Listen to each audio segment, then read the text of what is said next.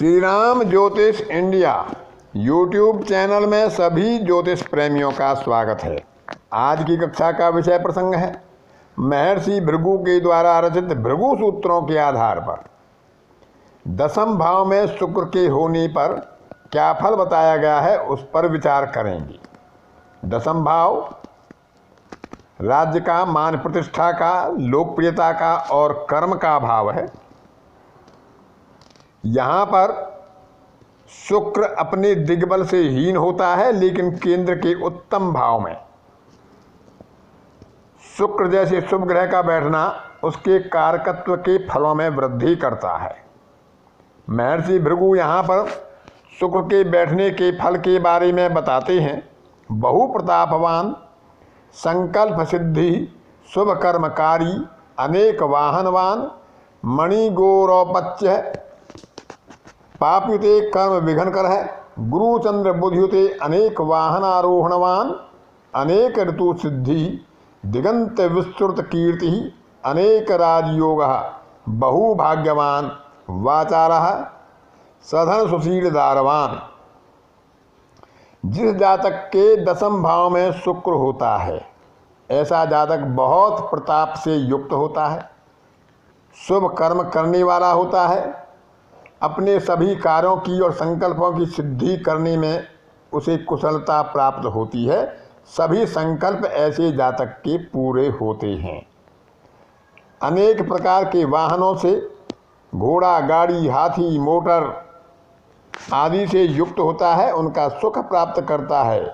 रत्न, आभूषण, स्वर्ण, चांदी आदि बहुमूल्य वस्तुएं ऐसे जातक के पास होती हैं।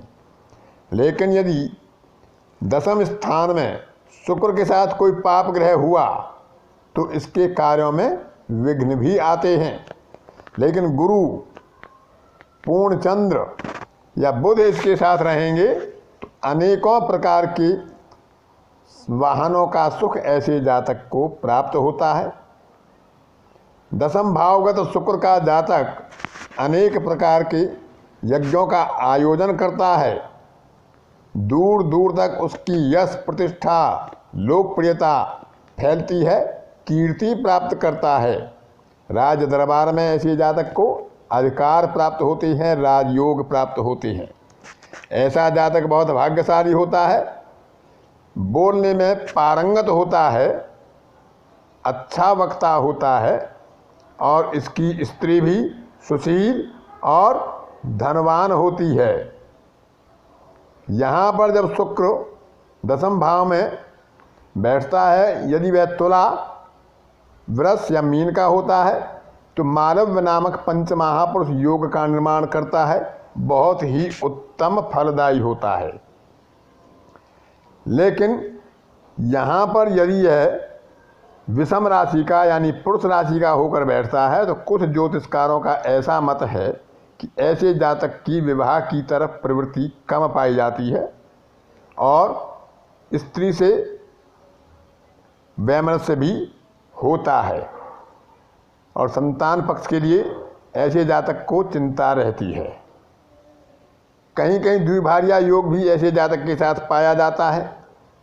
लेकिन यदि स्त्री राशि का शुक्र यहाँ पर होगा तो विवाह के बाद भाग्योदय और जीवन में स्थिरता प्राप्त होती है।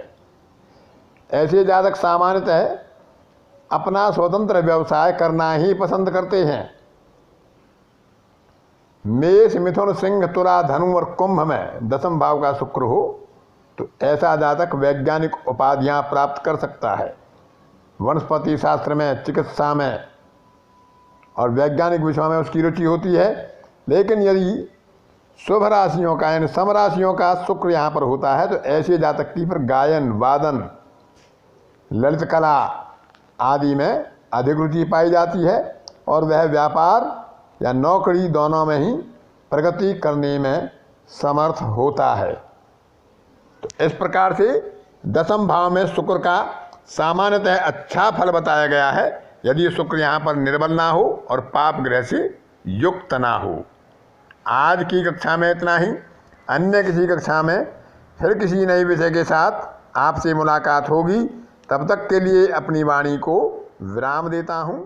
धन्यवाद।